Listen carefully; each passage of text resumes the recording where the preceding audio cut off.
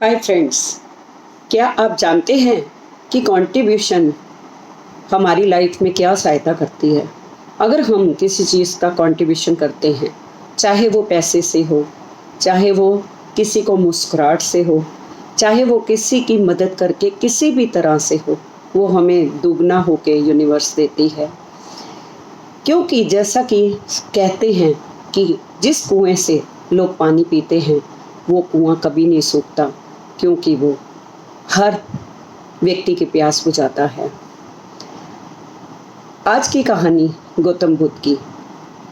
एक बार गौतम बुद्ध अपने कुछ शिष्यों के साथ भ्रमण के लिए निकले।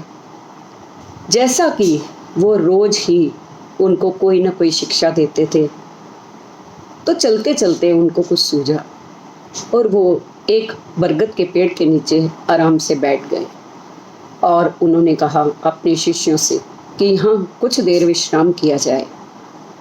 और एक शिष्य से बोले कि बरगद के पेड़ से 20 कदम थोड़ा सा आगे जाकर बरगद के पेड़ के चारों तरफ एक दो बार परिक्रमा करो।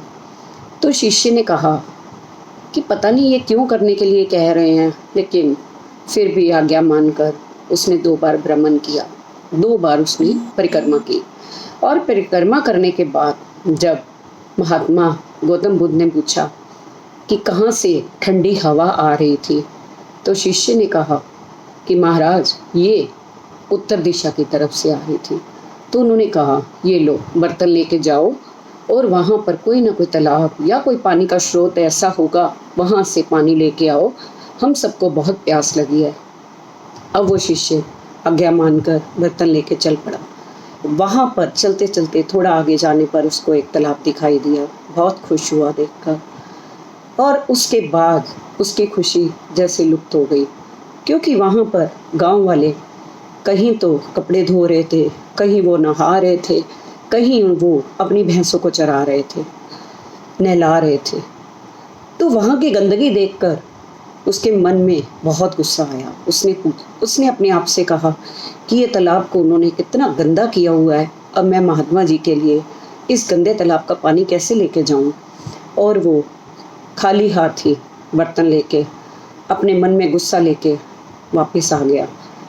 तो जैसे ही वो वहाँ पहुँचा तो उसने बोला, महात्मा जी क्षमा कीजिए, मैं आपकी आज्ञा का पालन नहीं कर पाया।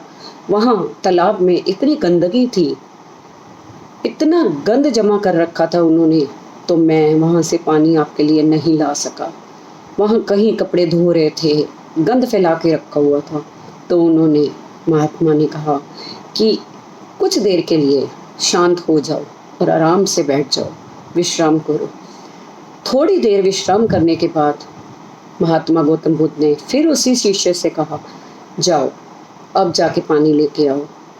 पहले तो शिष्य ने सोचा कि अभी तो मैंने इनको बताया थोड़ी देर पहले कि वहाँ बहुत गंदगी थी, लेकिन उसके बाद भी ये मेरे को बोल रहे हैं। तो आज्ञा मानकर वो चल पड़ा और वहाँ पर जाके जब उसने देखा तो हैरान रह गया।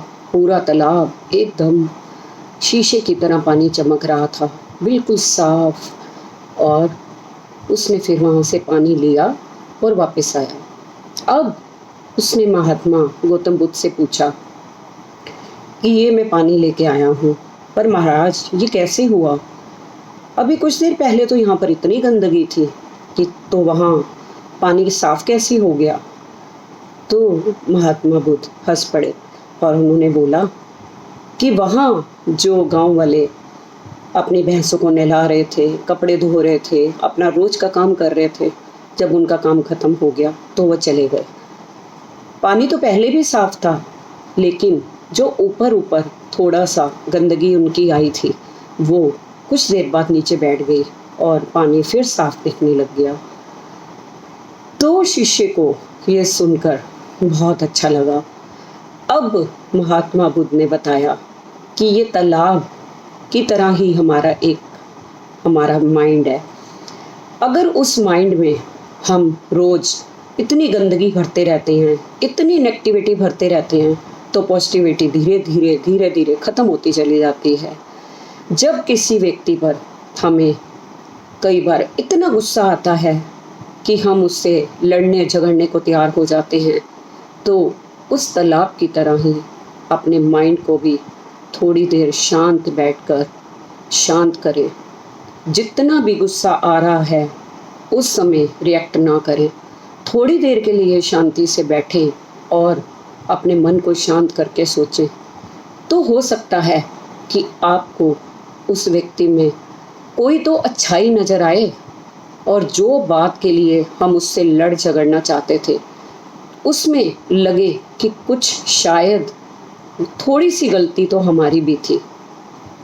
इसलिए जब शांत बैठकर आप अपने माइंड से सोचेंगे, तभी हमें अपने ऊपर भी काम करने का टाइम मिलेगा। और जो नेगेटिविटी हमारे माइंड में इतनी सारी भर जाती है, वो कुछ देर अपने पर लगाने पर वो नेगेटिविटी भी पॉजिटिविटी में बदल जाएगी, और धीरे धीरे हमारा मन जो शांत हो जाएगा। हमारे जो माइंड की नेगेटिविटी है वो पॉजिटिविटी में जब बदल जाती है, तो हम इतना अपने आप को रिलैक्स फील करते हैं। और रिलैक्स होने के साथ साथ जब अपने माइंड को शांत करेंगे तो बाहर का माहौल भी शांत हो जाएगा, और बाहर के माहौल के शांत होते ही आप अपने आप को इतना खुश पाएंगे, सब तरफ आपको अच्छा ही अच्छा प्रतीत होगा।